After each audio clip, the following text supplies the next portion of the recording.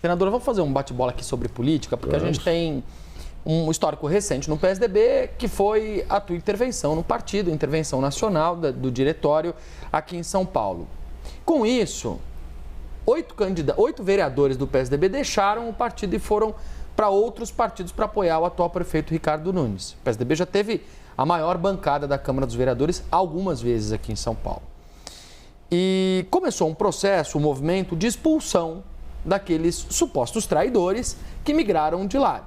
Então, o senhor mesmo participou da expulsão do Thiago Lobo, que era secretário, que era da equipe do Bruno Covas, do Fábio Lepic, que era da equipe do Bruno Covas, de outras pessoas ali que hoje apoiam o Ricardo Nunes, mas de alguma forma o próprio Fabrício Cobra, que é o secretário de Casa Civil dele. Uma das pessoas que apoiou o prefeito Ricardo Nunes foi o Tomás Covas, filho do ex-prefeito. Inclusive foi lá na convenção e defendeu o prefeito Ricardo Nunes.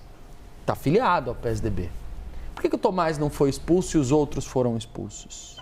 Qual foi o critério para essas expulsões? Primeiro, te dizer o seguinte, eu conversei com os 8 vereadores em março desse ano, expondo a eles a nossa estratégia preliminar para a campanha de São Paulo.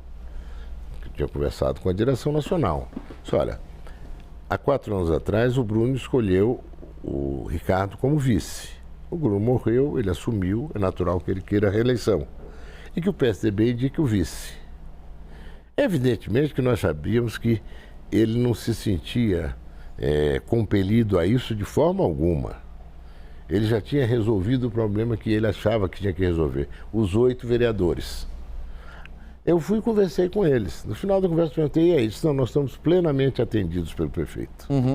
Plenamente atendidos pelo prefeito e plenamente integrados à prefeitura, não formularam política pública nenhuma, são tão cada um por si, que os 8 ao saírem, cada um foi para um partido, foi buscar lá onde é melhor para tentar me reeleger aqui, quanto eu vou ter aqui, acolá, etc, etc. Não fazem menor falta ao partido, zero. Não davam ao partido nenhum protagonismo, zero. O fato de terem PSDB, a legenda, significou nada. O PSDB, de fato, já elegeu bancadas até maiores. Quando eu fui vereador, éramos 12. Chegou a ter 12, 10. 12, Então, agora, alguns começaram a assumir, entre eles o Tomás Covas, infelizmente, a camiseta, tucanos com isso e aquilo outro. Isso foi indignando a direção municipal. Até que na semana passada foi feito um dossiê sobre vários deles, fazendo campanha ostensivamente, usando a marca do PSDB, e houve uma decisão comum, o que foi convergência total entre os membros da executiva, foi executado. Foram quantos expulsos? Ao todo foram mais de 50. Mais de 50 expulsos. E por que não o Tomás Covas? Porque teve um grupo, vou já chegar aí, porque teve um grupo que assinou um manifesto pedindo a expulsão do Datena. Nós vimos naquilo mais uma manobra desse Ricardo Nunes, que vive fazendo manobras e fakes e espalhando boatos sobre o PSDB. Mas a questão do Tomás, eu fui contra expulsar o Tomás. Outros foram contra também. Outros foram a favor. Eu diria até que quase que a maioria. Mas pelo fato de eu ter sido contra, acho que eles consideraram e relevaram isso. Bom, então vamos deixar o Tomás para avaliar um outro momento. Eu acho que ele está completamente dentro dos critérios que levaram ao afastamento desses todos. Mas ele é filho do Bruno. E é um garoto que, na minha opinião, está sendo muito manipulado por essa gente. Muito. Não é? É a minha opinião. Por isso eu achei, deixa o Tomás fora disso. Depois, vamos ver se, passado o processo eleitoral, ele próprio toma a iniciativa. E a gente pode até mandar uma correspondência para ele de sair. Se ele não sair, então haverá o afastamento. Essa é a realidade, como a coisa evoluiu. Então você está me dizendo que vai expulsar o filho do Bruno Covas se ele não sair por conta própria depois da eleição? Eu acho que isso vai acontecer. Se ele não tomar a iniciativa de sair, ele certamente será afastado. Não tem mais nada a ver com o PSDB. Ele apoia um bolsonarista.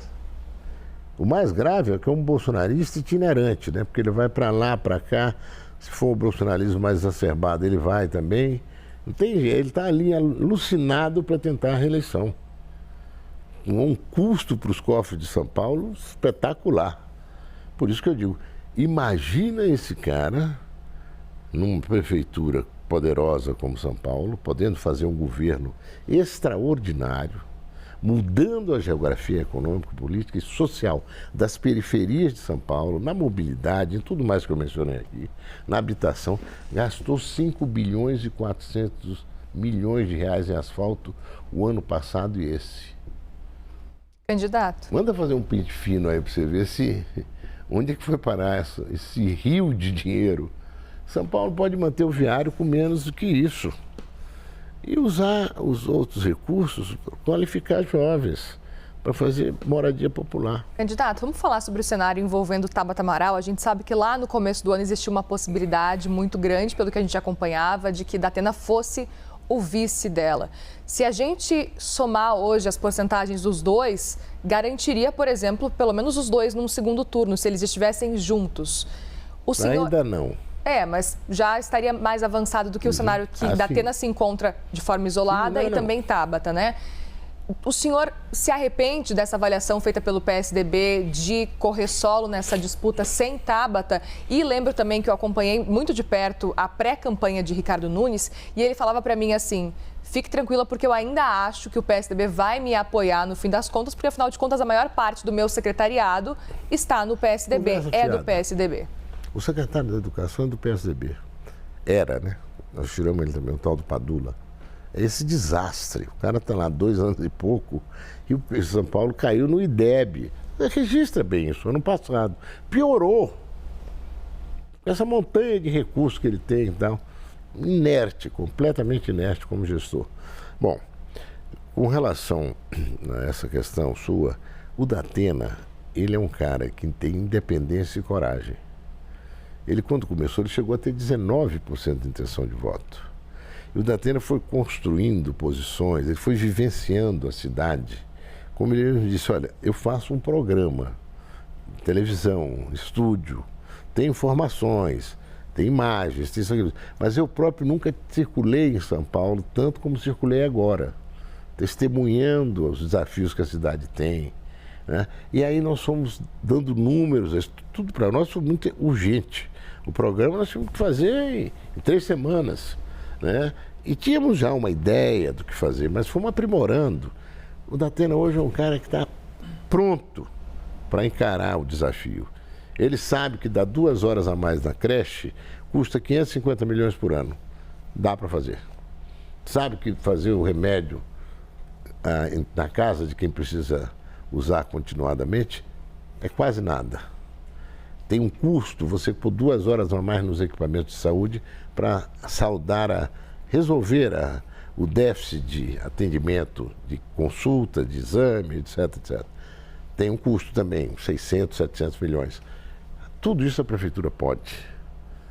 E pode muito mais que isso. O Datena foi conhecendo cada vez mais não só o desafio, os problemas, mas os modos de resolver. Passou a conhecer bem o orçamento da cidade e tal. Eu não me arrependo de nada de ele ter vindo e ter sido o nosso candidato. Portanto, agora, não seguir com Tabata foi uma decisão acertada, Tabata e Nunes. Veja bem, eu tenho toda a simpatia pela Tabata. A ideia dela foi que o Datena pudesse vir para o PSDB e levar o tempo do PSDB para ela, porque o tempo dela também é menor que o nosso. Sim. Porque ela estava certa na ideia, no propósito. Só que o Datena veio para o PSDB e aí foi feita uma pesquisa e o Datena estava muito melhor colocado que ela. E houve uma movimentação dentro do PSDB para que ele fosse candidato, mas não contra a Tabata. Candidato contra esse prefeito que está aí e outras forças políticas que estão aí. Né? Senão nós não teríamos candidato. Agora, é toda a imprevisibilidade desse cenário eleitoral. Vocês já vão me perguntar, mas e aí, o que vai acontecer no próximo domingo? Outro dia eu vi uma fala de um cara que eu estimo muito, que é o Gabeira, gosto dele, sou amigo dele, nos conhecemos bem até do exílio. O Gabeira, com a sabedoria dele, disse: não é fácil prever o que vai acontecer em São Paulo, hein? Essa campanha está... Quem disser agora que segundo turno é fulano e beltrano, corre o risco de errar. Nós temos 9 dizer aquilo que eu disse para você. Esse prefeito travou em 25, cara. O que mais que ele pode fazer? Ele tem uma máquina que é um fenômeno. O que me diz que funcionário que não fizer campanha sábado e domingo, eles botam para fora.